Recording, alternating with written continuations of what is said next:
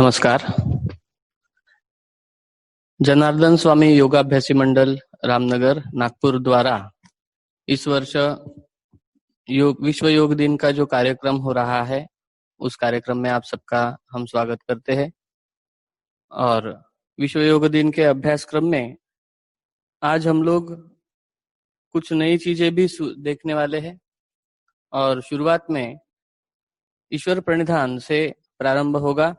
आज ईश्वर प्रणिधान हम लोग लीड एंड फॉलो नहीं अब लेंगे, अब एक ही बार ईश्वर प्रणिधान बताया जाएगा। उसी के साथ साथ क्योंकि अभी हम लोग अभ्यस्त हो चुके हैं, शायद हम लोगों को ईश्वर प्रणिधान याद हो चुका है, तो ईश्वर प्रणिधान भी 2 पंक्तियां और एक साथ हम लोग कहने जा रहे हैं। तो चलिए, हाथ नमस्कार में है, आंखें बंद है, सादी पलके में हम लोग बैठे हैं या फिर अर्ध पद्मासन में बैठे हैं। ईश्वर प्रणिधान प्रारंभ। श्रीमन्नारायण नारायण हरि हरि, भजमन्नारायण नारायण हरि हरि, सूर्य नारायण नारायण हरि हरि, श्रीमन्नारायण नारायण हरि हरि, भजमन्नारायण नारायण हरि हरि, जय जय नारायण नारायण हरि हरि, श्रीमन्नारायण नारायण हरि हरि, भजमन्नारायण नारायण हरि हरि, भजमन्नारायण नारायण हरि हरि, भजमन्नारायण नारायण हरि हरि। चलिए, ईश्वर प्रणिधान से मन शांत प्रसन्न हो गया है। इसी प्रसन्नता में धीरे से उत्थित विवेकासन नामक आसन के लिए हम लोग वैसे तैयार होते हैं, परंतु आज हम लोग अभ्यास क्रम में उत्थित विवेकासन तो कर लेंगे, परंतु उसके बाद कुछ नए बदल करने जा रहे हैं। तो उत्थित विवेकासन के लिए दोनों हाथ सावकाश नीचे छोड़ दीजिए, हाथों पर बल देकर उठकर खड़े हो जाए अपने आसन के बीचों बीच। हाथ नमस्कार की स्थिति में सीने के पास, आंखें बंद। पूज्यपाद गुरुमूर्ति श्री जनार्दन स्वामी महाराज, इन्हें वंदन करने के लिए पहले हम लोग उत्थित विवेकासन नामक आसन से ही योगाभ्यास प्रारंभ करते हैं। तो कलाही और सीना स्पर्श में मन लगाते हैं।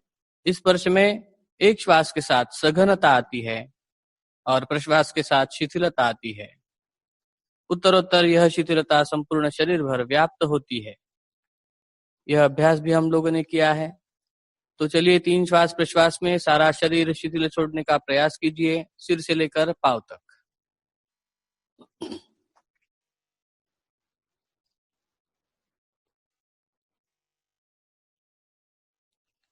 संपूर्ण शरीर भर मानो शिथिलता व्याप्त हो चुकी है।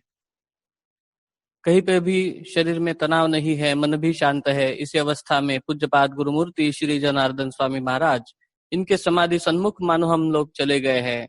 मन के आंखों के सामने समाधि स्थल साकार हो चुका है।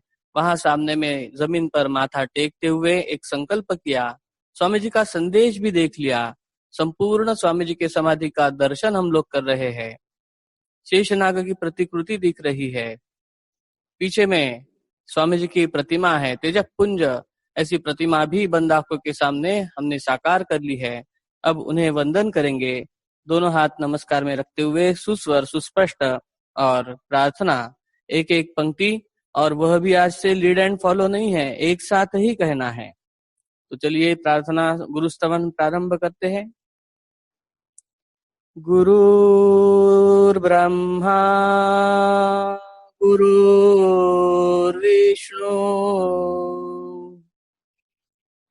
गुरुर्देवो महेश्वरः गुरु साक्षात् परब्रह्म तस्मै श्री गुरवे नमः। कृष्णाय वासुदेवाय हरये परमात्मने प्रणतक्लेशनाशाय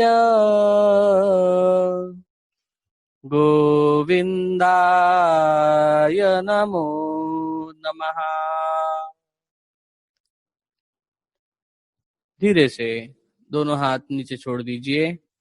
और आज हम लोग जो अभ्यास करने जा रहे हैं, अभी खड़े होकर हम लोगों ने बहुत सारे आसन सीखे हैं, जैसे शरीर संचालन, पाद संचालन ताड़ासन, कटी चक्रासन वृक्षासन, कोणासन वीरासन और सूर्य नमस्कार।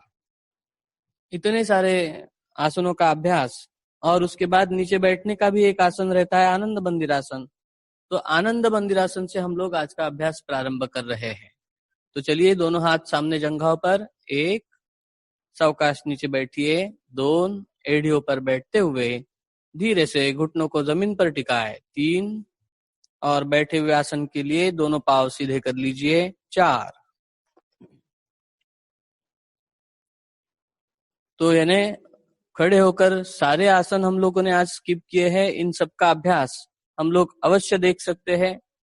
हमारे मंडल की जो वेबसाइट है www.jsyog.org, इस वेबसाइट पर, और हम लोग यह टेलीकास्ट पुनः देख सकते हैं, जो पुराने वीडियोस है। वैसे ही यूसीएन के ऊपर भी रोज 7:30 बजे, और यह अभ्यास हम लोग रोज सीख रहे हैं। हम लोग उनके भी धन्यवाद करते हैं। तो चलिए, अभी हम लोग तैयार हो जाते हैं बैठे हुए आसन की स्थिति के आसन करने के लिए। पहला आसन है शशांक आसन और उष्ट्रासन। यह आसन की जोड़ी अंक के साथ। अंक भी आपको बताया है पहले भी कि हम अंक इसलिए लंबे देते हैं क्योंकि उतने देर में अपने योग गीत के ऊपर धीरे धीरे, अब हम लोग जैसे कल से प्रारंभ करते हैं अभ्यास, तो आपको वो बराबर ध्यान में आ जाएगा कि ये इतना अंक लंबा क्यों है। तो वो बराबर गाने के बीट्स के ऊपर और हम लोग सारी कृति कर सकते हैं। पहला आसन प्रारंभ।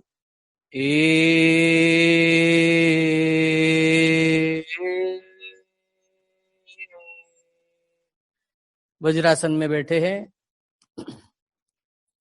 2 के अंक में दोनों हाथ बाजू से ऊपर उठाए, 2,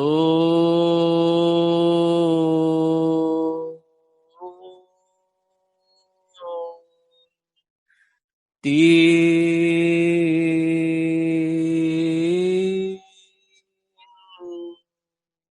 यह आसन की पूर्ण स्थिति है। इस स्थिति में ओमकार का स्वर सुनते हैं हम लोग, शांति से पड़े रहे उस स्थिति में, और फिर सावकाश वापस आएंगे। अगले आसन के लिए तैयार हो जाते हैं इसी आसन में से। 4,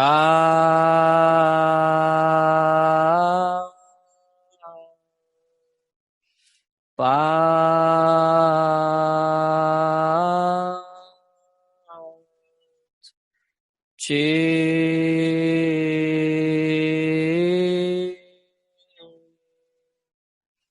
इसमें कमर सामने ढकेलना, गर्दन पीछे ढकेलना, पीछे की ओर ढीली छोड़ देना और स्क्वायर बनाना शरीर का। यह पूर्ण स्थिति में ओमकार होने के बाद सावकाश वापस। 7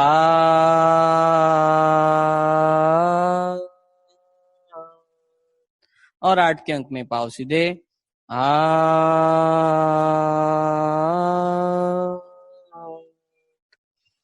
पुनः यह एक बार एक आसन की जोड़ी का अभ्यास हो गया तो कराहो नियमित योगासन, यह 2 पंक्तियां और हम लोग गाते हैं। वह गाना भी है हम लोगों को सबको साथ में। यह भी अभ्यास कल से हम लोग प्रारंभ कर रहे हैं। तो गाना कैसे, वह भी हम लोगों को पता चल जाएगा। ये गाने में थोड़ा सा हम लोगों को रेस्ट भी मिल जाती है, आराम भी मिल जाता है। अब दूसरा आसन प्रारंभ होता है, पश्चिमोत्तानासन और कटी वक्रासन। चलिए, तैयार। कोनिया सीधी कर लीजिए, बैठे हुए आसन की स्थिति, दोनों हाथ बाजू से ऊपर उठाए।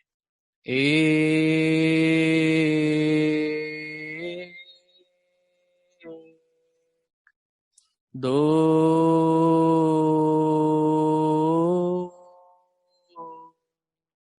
देखिए जितना देर हम लोग अंक बता रहे हैं उतना देर तक, और हम लोग कृति भी आसन की करते जाए, धीरे धीरे कृति करते करते और पूर्ण स्थिति में पहुंच जाते हैं। अब सावकाश ऊपर उठेंगे। 3,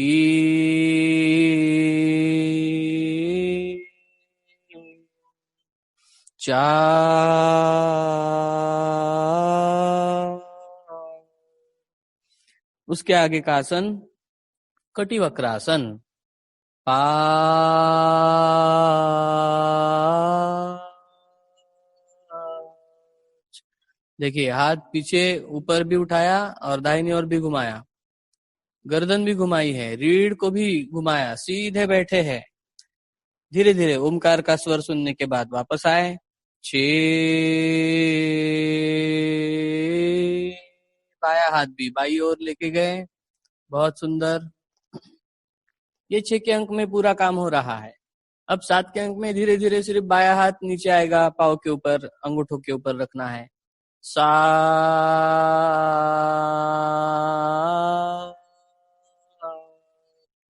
8, यह कटिवक्रासन भी हो गया।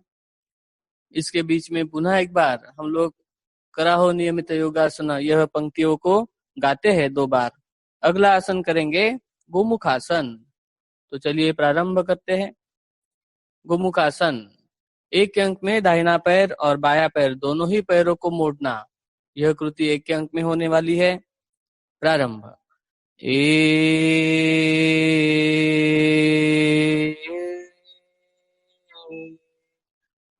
2 के अंक में अब दाहिना पांव नीचे से है, इसलिए दाहिना हाथ भी नीचे से जाएगा। हम लोगों को यह आसन पता है, चलिए प्रारंभ करते हैं। 2,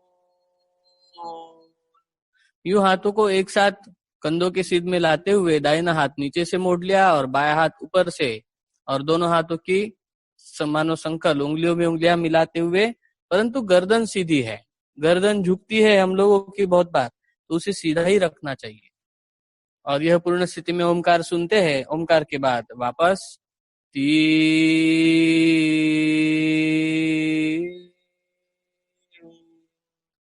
4,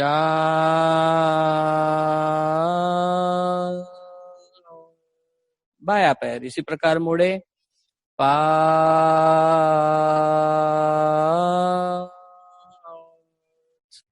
6,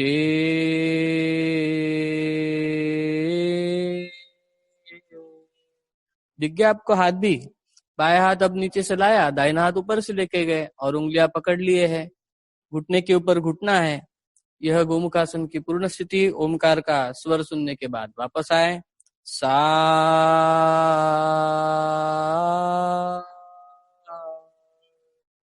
8, अब आगे का आसन है योग नमनासन। यह आसन भी बड़ा सुंदर है। पहले पद्मासन लगाते हैं दाहिने पांव से, और बाएं पांव से पूर्ण पद्मासन हो जाएगा 1 के अंक में। वह भी एक सीक्वेंस सबका सही दिखे, इसलिए भी उसमें क्या बदल है यह भी आपको बताया है कि दाहिना पांव मोड़ेंगे तो बाएं हाथ से पैर को पकड़ना, बाएं पांव मोड़ते हैं तब दाहिने हाथ से पैर को पकड़ना। यह भी स्थिति में सब लोग सरिका करें। प्रारंभ करते हैं।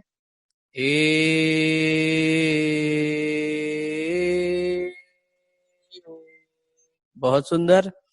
2 के अंक में दोनों हाथ बाजू से ऊपर उठाकर नमस्कार की स्थिति में रखते हुए सामने झुके। 2,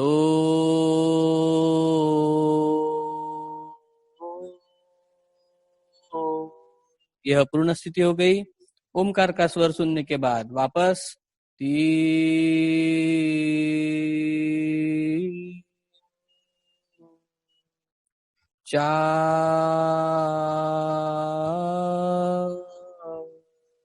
इसी पद्धति से बाएं पांव से प्रारंभ। 5,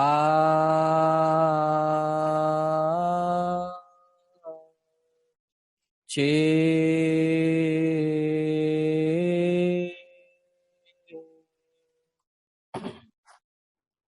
पुनः इस स्थिति में ओमकार सुनने के बाद सावकाश वापस उठेंगे। सा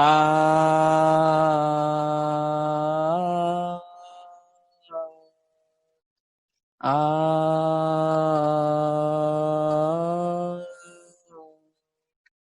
तो यह जो सारी हलचलें हैं, यह 4-4 बीट्स में, अब कल से हम लोग गाने के ऊपर ही क्योंकि योगाभ्यास प्रारंभ करने जा रहे हैं, तो उसका भी अभ्यास हम लोगों को सही पद्धति से आ जाएगा। यह गति मेंटेन करना यह बहुत आवश्यक है।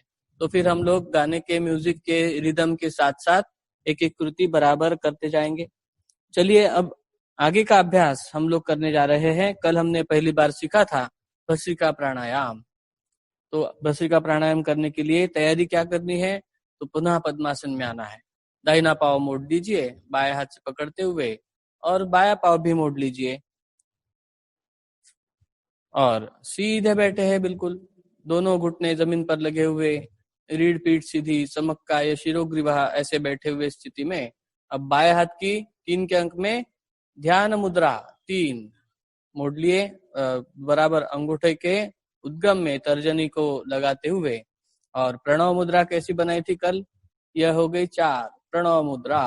2 उंगलियां मोड़ लिए अंगूठे के बाजू की, तर्जनी और मध्यमा को, और वह हथेली बराबर नथुनों पर रख लिए। दाहिना अंगूठा बराबर नथुने के दाहिने नथुने की तरफ है, और आखिरी बाकी जो 2 उंगलियां रहती है वह बाएं नथुने पर। ऐसे बैठना है।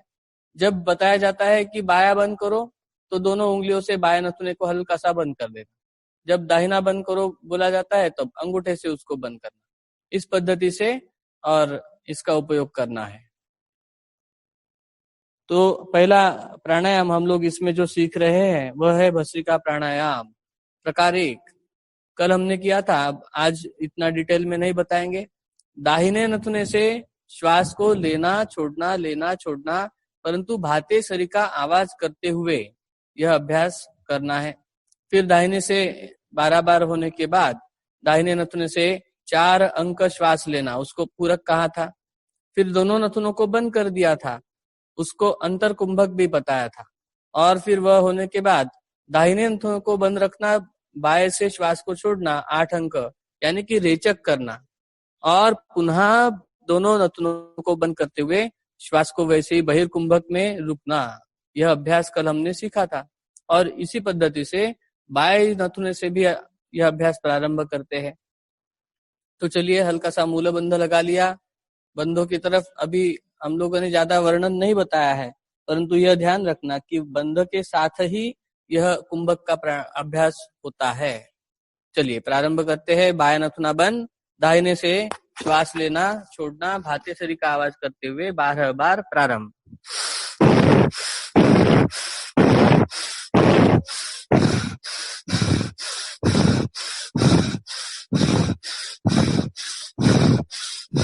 श्वास छोड़ दीजिए, पूरक करिए दाहिने से।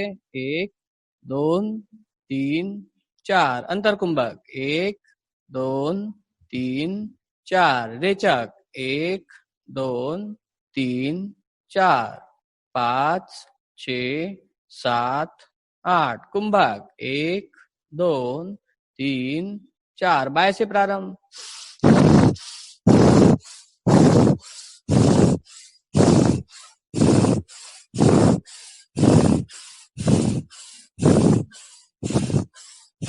श्वास छोड़ दिया, पूरक करिए।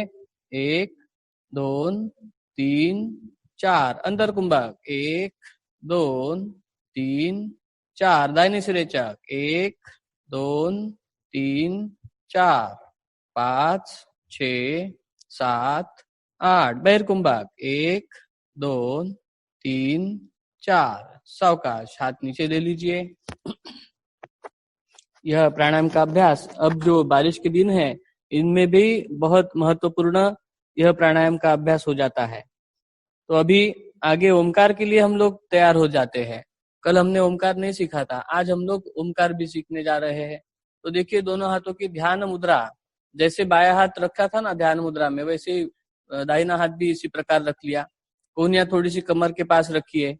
हम लोग कुछ लोग ऐसे हाथ कोहनियों में सीधे कर देते हैं, तो कुछ देर के बाद हमारी कंधों में दर्द आता है, और हम लोग सामने सामने झुकने लगते हैं। इसलिए कोहनियों को थोड़ा सा कमर के पास इस प्रकार मोड़ के रखा है। आंखें कोमलता से बंद है, चेहरा शांत प्रसन्न है, थोड़ा सा स्मित युक्त भाव है चेहरे पे। और अब हम लोग ओमकार करेंगे। ओमकार की ध्वनि में हम लोग जो नाद उत्पन्न होता है उस नाद में रममाण होते हुए अपना अपना ओमकार और हम लोग कहते जाएंगे। हरिओम कहने के बाद ओमकार कहना रोक देना है। तो चलिए ओमकार, बंद आंखों के सामने एक ओमकार की प्रतिमा साकार किए और ओमकार प्रारंभ।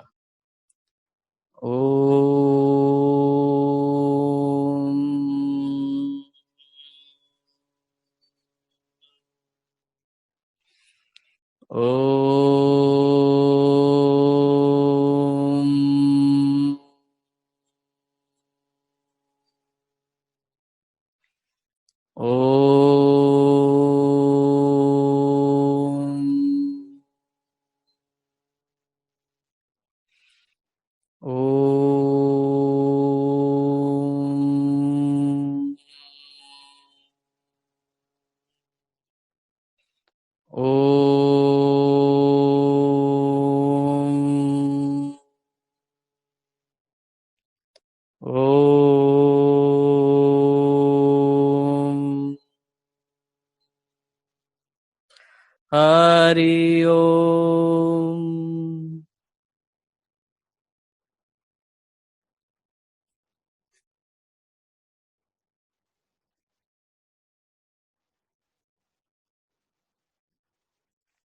तो चलिए धीरे से ओमकार के बाद सीने की ओर देखते हुए सावकाश आंखें खोलिए और जो अभ्यास हम लोगों ने अभी किया वह स्वामी जी के चरणों में समर्पित करने के लिए एक शांति मंत्र का और हम लोग उच्चारण करने जा रहे हैं। तो शांति मंत्र उच्चारण के लिए एक प्रार्थनासन नामक आसन में हम लोग खड़े हो जाते हैं। सावकाश पद्मासन छोड़िए, एक एक पांव सीधा करते हुए वज्रासन में बैठिए और दोनों घुटनों के बल खड़े हो जाए। दोनों हाथ नमस्कार की स्थिति में सीने के पास जोड़ लीजिए। आंखें कोमलता से बंद, गर्दन नम्रता पूर्वक थोड़ी सी झुकी हुई।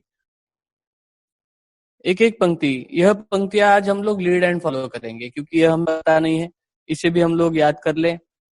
तो चलिए प्रार्थना प्रारंभ करते हैं। ओम पूर्णमदः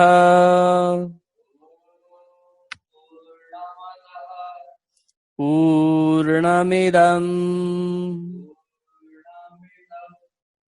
पूर्णात् पूर्णमुदच्यते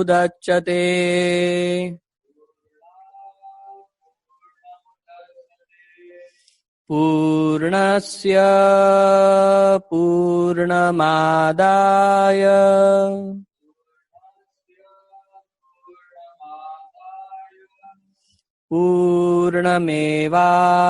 पूर्णमेवावशिष्यते।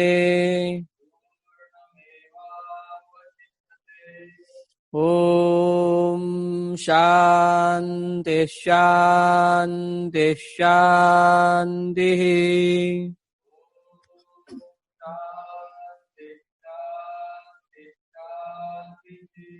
सद्गुरु श्री जनार्दन स्वामी महाराज की जय।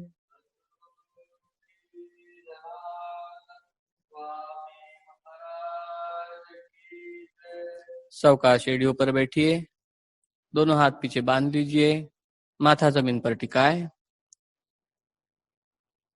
धीरे से उठकर साधी पालकी में बैठ जाए।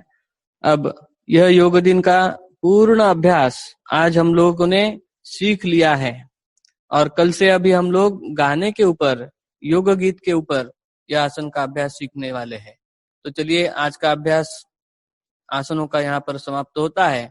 आदरणीय गुरुजी श्री रामबाबू खांडवे और इनका प्रवचन सुनने के लिए हम लोग तैयार हो जाए।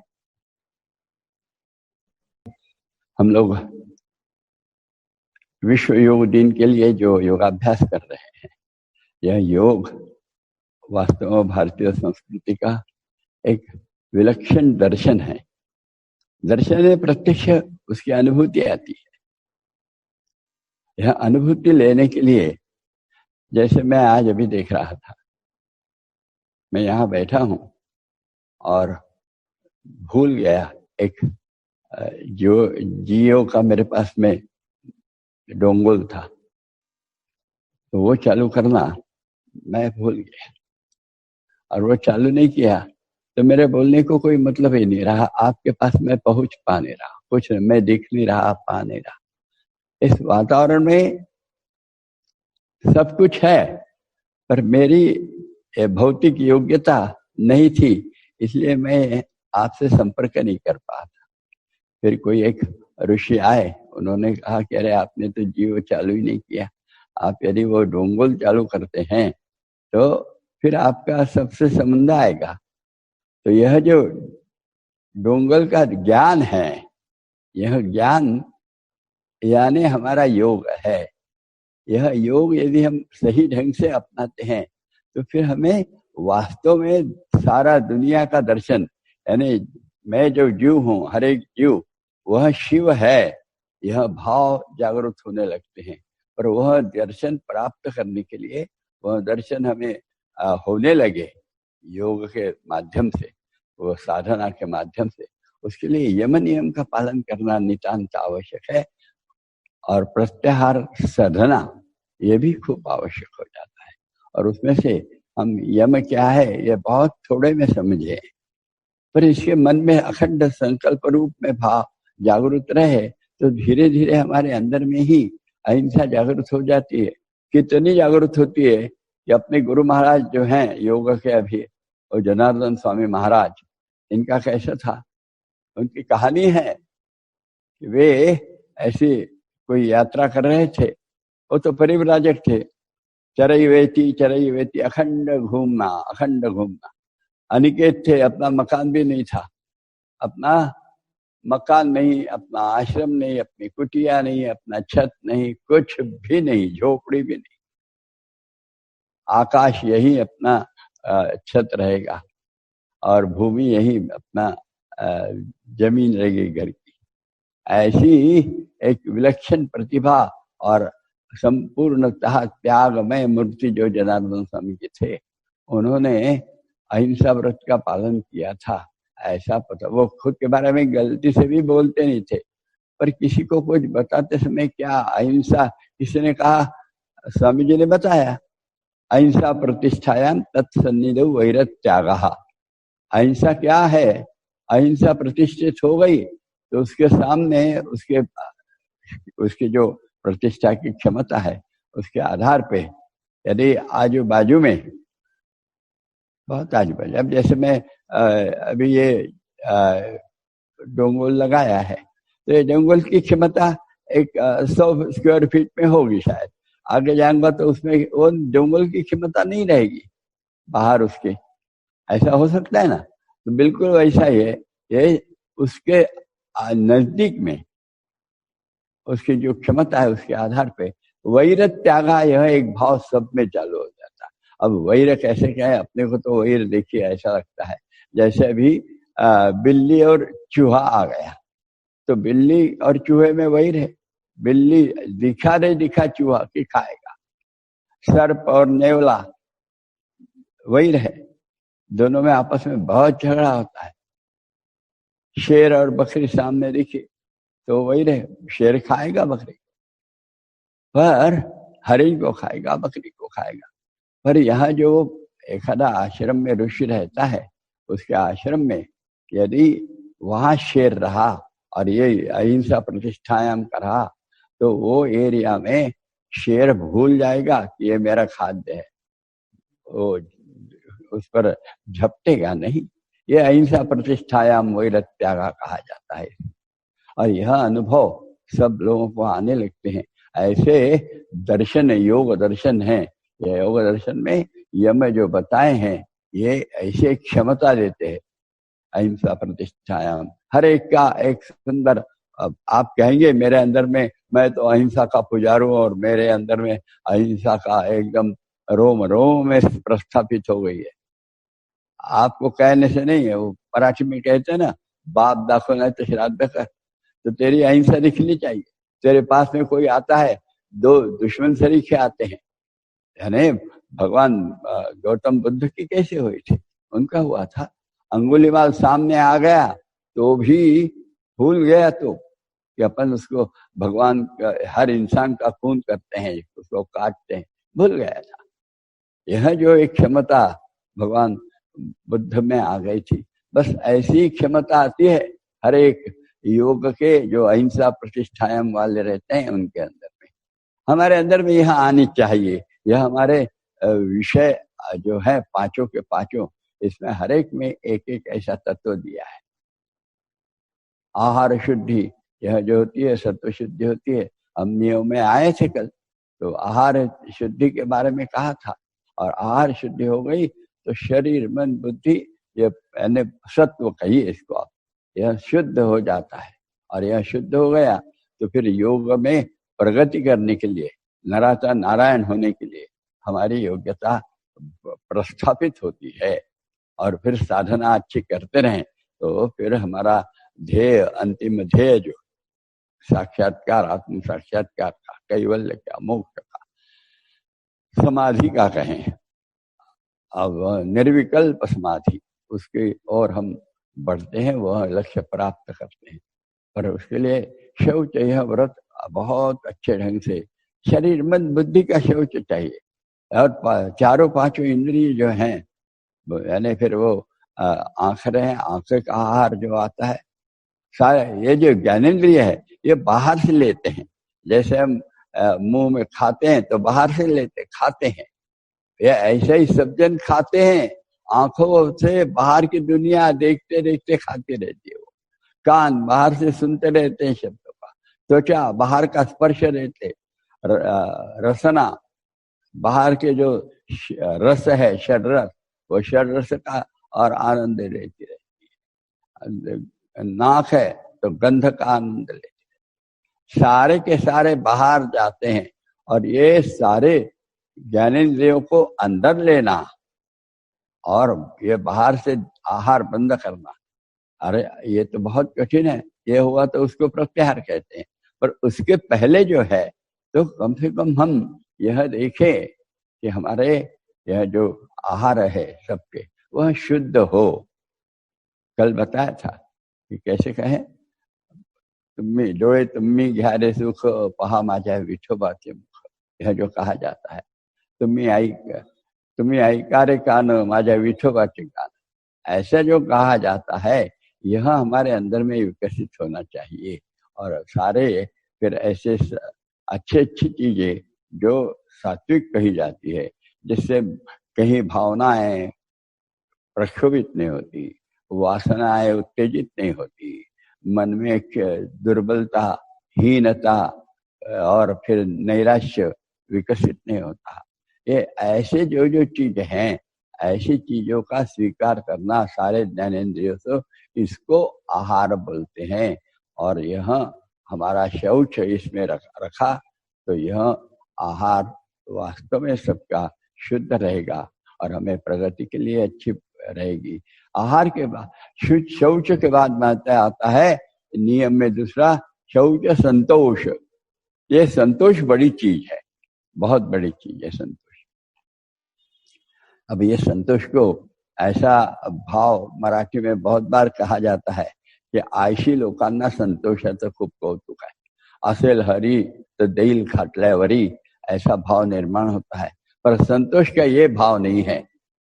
हमें एक कर्म योग करते हुए, ज्ञान योग, कर्म योग, सारे प्रकार के योगों का जीवन में अवलंबन करते हुए उसके बाद में जो कुछ उसका परिणाम होने का है वो परिणाम आपोआप होगा, उसकी अपेक्षा नहीं रखेंगे।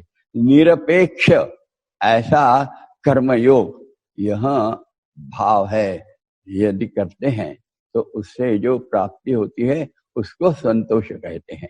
फल की अपेक्षा ना रखते हुए, अभी करना है तो करेंगे, जितना बताया है कर्तव्य है मेरा तो करते रहेंगे। और यदि उसमें अपेक्षा रही तो फिर सब गड़बड़ियां हो जाती है। अब छोटा उदाहरण ले लेना, बहुत छोटा उदाहरण।